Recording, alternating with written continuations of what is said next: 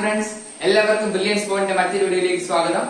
നമ്മൾ ഇന്ന് 10ാം ക്ലാസ്സിലെ ഫിസിക്സിലെ ആദ്യ ചാപ്റ്റർ ആയ എഫക്ട്സ് ഓഫ് ഇലക്ട്രിക് കറന്റ്, വൈദ്യുത പ്രവാഹത്തിന്റെ ഫലങ്ങളിലേക്കാണ് പോകുന്നത്. വേറൊന്നും പറഞ്ഞ് സമയം കളയുന്നില്ല, നമുക്ക് പാഠത്തിലേക്ക് നേരെ പോകാം. എഫക്ട്സ് ഓഫ് ഇലക്ട്രിക് കറന്റ് അഥവാ വൈദ്യുത പ്രവാഹത്തിന്റെ ഫലങ്ങൾ. നമ്മുടെ ദൈനംദിന ജീവിതത്തിൽ നമുക്കിപ്പോ ഒഴിച്ചുകൂടാനാവാത്ത ഒരു ഘടകമായി എന്ത് മാറിക്കഴിഞ്ഞു? ഇലക്ട്രിസിറ്റി മാറിക്കഴിഞ്ഞിരിക്കുകയാണ്. നമ്മുടെ ജീവിതത്തിലെ എല്ലാ കാര്യങ്ങൾക്കും അഥവാ എല്ലാ ആവശ്യത്തിനും നമുക്കിപ്പം വേണ്ടിയ ഒന്നാണ് എന്ത്? ഇലക്ട്രിസിറ്റി എന്ന് പറയുന്നത്, അല്ലെ?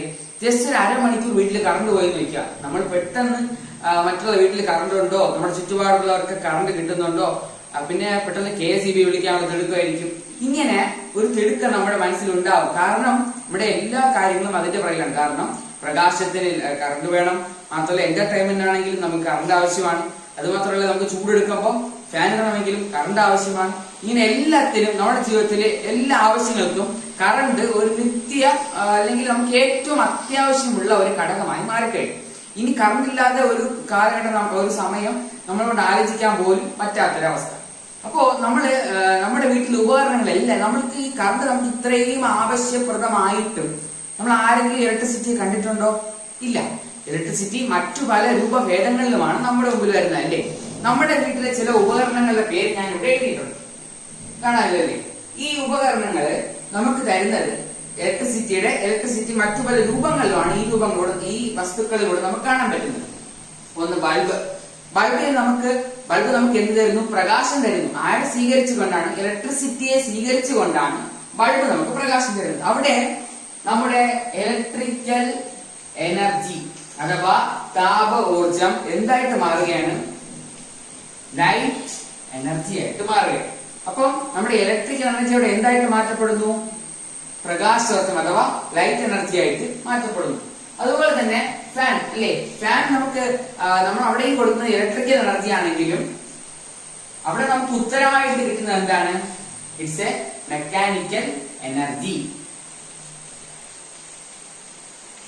ഓക്കെ, ഈ രണ്ട് കാര്യം മനസ്സിലായില്ലേ? നമ്മൾ കൊടുക്കുന്നത് ഇലക്ട്രിക്കൽ എനർജി, കിട്ടുന്നത് ലൈറ്റ് എനർജി ആയിട്ടും ഇവിടെ മെക്കാനിക്കൽ എനർജി ആയിട്ടും.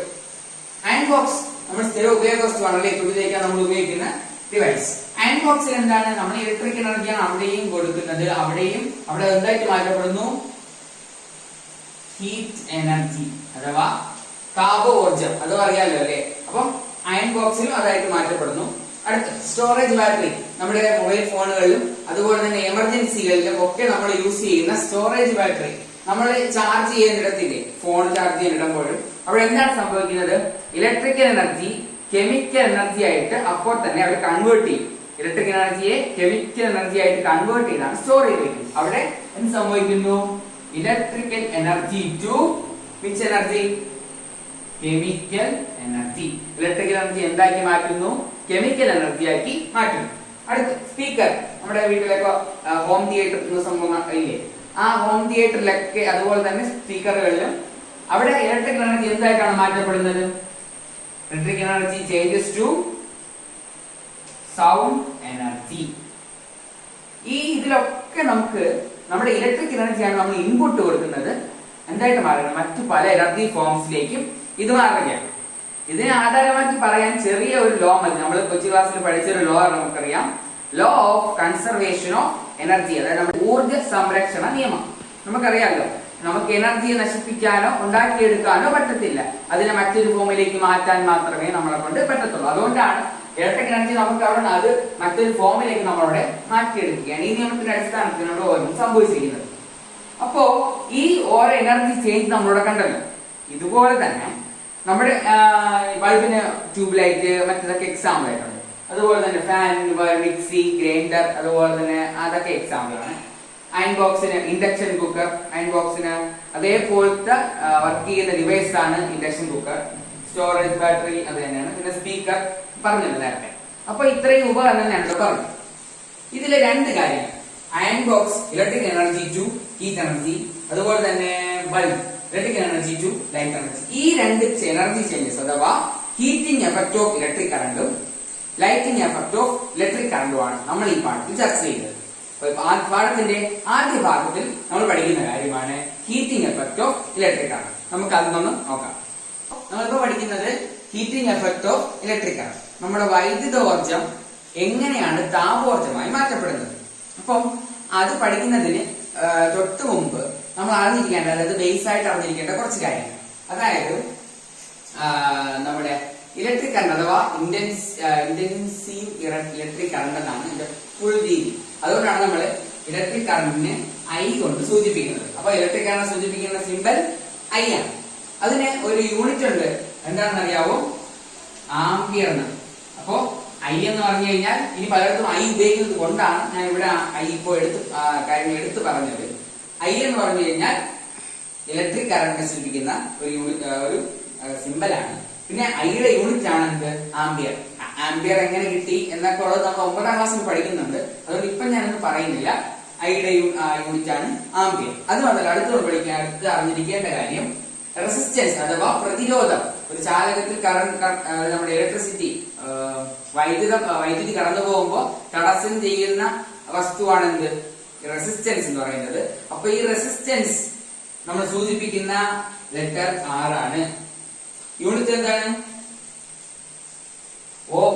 ഇത് നമ്മൾ 9ാം ക്ലാസ്സിൽ പഠിച്ചിട്ടുള്ള സംഭവമാണ്. ഓം. ഇതാണ് ഓമിന്റെ സിമ്പൽ ഇങ്ങനെ ഇരിക്കും. അപ്പൊ അതും ഓർമ്മ വന്നെന്ന് വിചാരിക്കുന്നു. പിന്നെ അടുത്ത് നമുക്ക് ഇതിൽ ആവശ്യമുള്ള മറ്റ് ഒരാളാണ് പൊട്ടൻഷ്യൽ ഡിഫറൻസ് അഥവാ വോൾട്ടേജ്. നമ്മളതിനെ വി കൊണ്ട് സൂചിപ്പിക്കും. യൂണിറ്റ് വോൾട്ട് ആണ്, അതും അറിയാം. പിന്നെ വേറൊരാൾ കൂടെ ടൈം നമ്മൾ സൂചിപ്പിക്കുന്ന സിമ്പൽ ടി ആണ്. യൂണിറ്റ് ഏതാണ്? നമുക്കറിയാം, സെക്കൻഡ്. സ്മോൾ ലെറ്റേഴ്സ് കൊണ്ട് നമ്മൾ അതിനെ സൂചിപ്പിക്കും. അപ്പൊ ഇത്രയും കാര്യം മനസ്സിലായില്ലേ? Effects of electric current base ആയിട്ട് നമ്മൾ അറിഞ്ഞിരിക്കേണ്ട ഇത്രയും കാര്യം. ഒന്നായി അഥവാ ഇന്റൻസീവ് ഇലക്ട്രിക് കറന്റ് അഥവാ എന്ത് പറയും നമ്മള്? വൈദ്യുത പ്രവാഹ തീവ്രത. അതിന്റെ യൂണിറ്റ് എന്താണ്? ആംപിയർ. അടുത്ത റെസിസ്റ്റൻസ്, പ്രതിരോധത്തിന്റെ യൂണിറ്റ് ഓം ആണ്. അടുത്ത് പൊട്ടൻഷ്യൽ ഡിഫറൻസ്, പൊട്ടൻഷ്യൽ വ്യത്യാസം, നമ്മൾ അതിനെ വോൾട്ടേജ് എന്ന് പറയാറുണ്ട്. യൂണിറ്റ് വോൾട്ട് ആണ്. അടുത്ത് സമയത്തെ സൂചിപ്പിക്കുന്ന, അതായത് ടൈമിനെ സൂചിപ്പിക്കുന്ന സിമ്പൽ ടി, യൂണിറ്റ് സെക്കൻഡ്. ഇത്ര ഓക്കെ ആയല്ലോ. എങ്കിൽ നമുക്ക് വൈദ്യുതോർജം എങ്ങനെയാണ് താപോർജമായി മാറുന്നത്, അഥവാ ഇലക്ട്രിക്കൽ എനർജി എങ്ങനെയാണ് ഹീറ്റ് എനർജി ആയിട്ട് മാറുന്നതെന്ന് പറഞ്ഞു തരുന്നത് ഒരു ശാസ്ത്രജ്ഞനാണ്. ശാസ്ത്രജ്ഞന്റെ പേര് ജെയിംസ് പ്രെസ്കോട്ട് ജൂൾ. അദ്ദേഹത്തിന്റെ പേര് വെച്ചുകൊണ്ട് തന്നെയാണ് നമുക്ക് ഈ ഒരു നിയമം പഠിക്കാനുണ്ട്. ആ നിയമം വെച്ചിട്ടാണ് നമുക്ക് എങ്ങനെയാണ് ഈ ഇലക്ട്രിക് കറണ്ട് ഹീറ്റ് ആയിട്ട് മാറുന്നത് നമുക്ക് മനസ്സിലാക്കാനേ പറ്റുന്നത്. ആ നിയമത്തിന്റെ പേരാണ് ജൂൾസ് ലോ. ഈ പാഠത്തിലെ ഏറ്റവും ആദ്യത്തെ പ്രധാനപ്പെട്ട ടോപ്പിക്കാണ് ഈ ജൂൾസ് ലോ എന്ന് പറയുന്നത്. ജൂൾസ് ലോ നമ്മൾക്ക് പറയുന്നത് വെറും ഒരു സിമ്പിൾ മാറ്റർ ആണ്. വലിയ സെന്റൻസ് ഒന്നും കണ്ട് നിങ്ങൾ ആരും പേടിക്കണ്ട, സിമ്പിൾ ആയിട്ട് നമുക്ക് പഠിക്കാം. ഇത്രയേ ഉള്ളൂ. H is equal to I square RT. ഈ ഒരു സിമ്പിൾ മാറ്റർ ആണ് നമ്മളോട് ജൂൾസ് ലോ അഥവാ ജൂൾ നിയമം നമ്മോട് പറയുന്നത്. ഇത്രയേ ഉള്ളൂ. H is equal to I square RT. അഥവാ heat generated in a current carrying conductor is directly proportional to the product of square of the current in the conductor, resistance of the conductor and the time of flow of current. ഇതിനെയാണ് ഈ വലിച്ചു നീട്ടി കൊടുത്തിരിക്കുന്ന കാര്യം. നമ്മൾ അത്രയും കാണാപ്പാടം പഠിക്കേണ്ട കാര്യമൊന്നുമില്ല. ജസ്റ്റ് ഈ ഒരു ഫോർമുല അറിഞ്ഞാൽ അല്ലെങ്കിൽ ഇക്വേഷൻ മനസ്സിലാക്കിയാൽ തന്നെ നമുക്ക് ആ ഫോർമുല, അതായത് ആ വലിയ സെന്റൻസ് മനപ്പാടാക്കാൻ നമ്മളെ കൊണ്ട് പറ്റും. ഈ ഇക്വേഷൻ ആണ് നിങ്ങൾ മനപ്പാടാക്കേണ്ടത്. H is equal to I square RT. മലയാളത്തിൽ വൈദ്യുതി പ്രവഹിക്കുന്ന ഒരു ചാലകത്തിൽ ഉണ്ടാകുന്ന താപത്തിന്റെ അളവ് വൈദ്യുത പ്രവാഹ തീവ്രതയുടെ വർഗത്തിന്റെയും ചാലകത്തിന്റെ പ്രതിരോധത്തിന്റെയും വൈദ്യുതി പ്രവഹിക്കുന്ന സമയത്തിന്റെയും ഗുണനഫലത്തിന് നേർ അനുപാതമായിരിക്കും. സിമ്പിൾ അല്ലേ? ജൂൾസ് ലോ നമ്മൾ പെട്ടെന്ന് അങ്ങ് മനസ്സിലാക്കിയില്ലേ? ഇത്രയുള്ള നമ്മൾ ജൂൾസ് ലോ പറയുന്നത്. അപ്പൊ എങ്ങനെയാണ് ഒരു കറണ്ട് ക്യാരിങ് കണ്ടക്ടർ ഹീറ്റ് ഉണ്ടാകുന്നത്? അപ്പോ നമ്മളെ ജൂൾസ് ലോ പറയുന്നത് നമുക്ക് മനസ്സിലായി. H is equal to I square RT. പക്ഷെ ഈ ഒരു ഇക്വേഷൻ വെച്ചുകൊണ്ട് തന്നെ നമുക്ക് നമ്മുടെ എല്ലാ പ്രോബ്ലംസ് സോൾവ് ചെയ്തെടുക്കാൻ പറ്റത്തില്ല.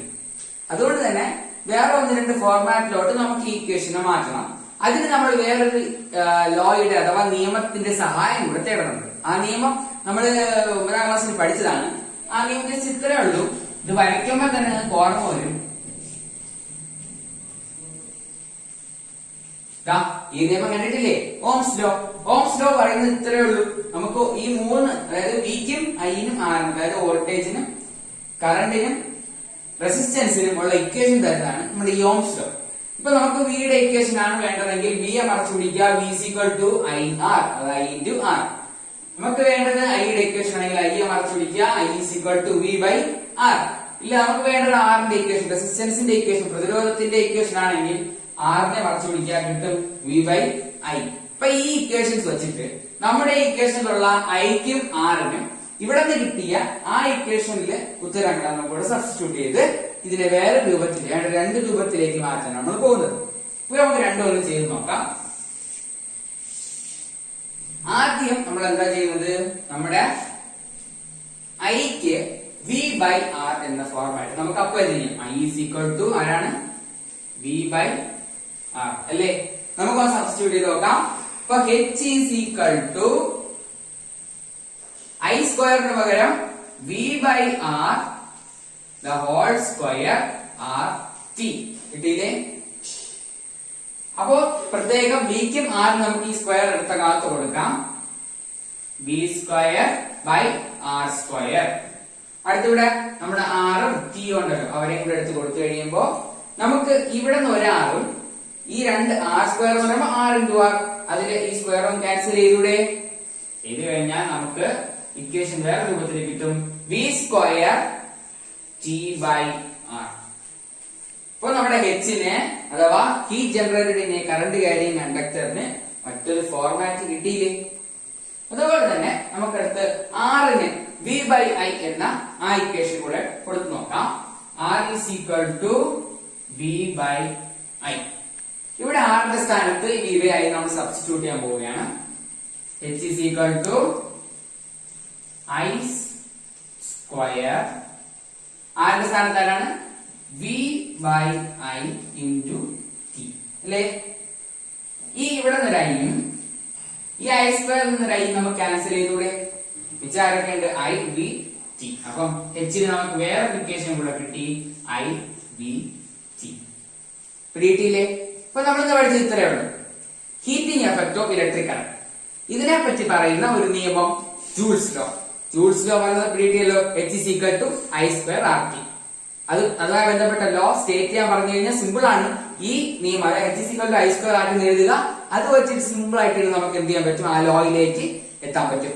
മാത്രമല്ല അത് കഴിഞ്ഞ് ഓംസ് ലോ ഉപയോഗിച്ചുകൊണ്ട്, അതായത് നമ്മുടെ ഈ ജൂൾസ് ലോയ്ക്ക് മറ്റു രണ്ട് രൂപങ്ങൾ, അതായത് H is equal to V square T by R എന്നും H is equal to I V T എന്ന മറ്റൊരു രൂപവും നമ്മൾ കൊടുക്കുന്നു. ഇത്രയും കാര്യങ്ങൾ മനസ്സിലായില്ലേ? ഇന്നത്തെ വീഡിയോ നമ്മൾ വൈൻഡപ്പ് ചെയ്യാണ്. വീഡിയോ നിങ്ങൾക്ക് ഇഷ്ടമായെങ്കിൽ ലൈക്ക് ചെയ്യാനും നിങ്ങളുടെ കൂട്ടുകാർക്ക് ഷെയർ ചെയ്യാനും, മാത്രമല്ല ഇതുവരെ നിങ്ങൾ ഈ ചാനൽ സബ്സ്ക്രൈബ് ചെയ്തിട്ടില്ല എങ്കിൽ സബ്സ്ക്രൈബ് ചെയ്യാനും മറക്കണ്ട. Okay, by.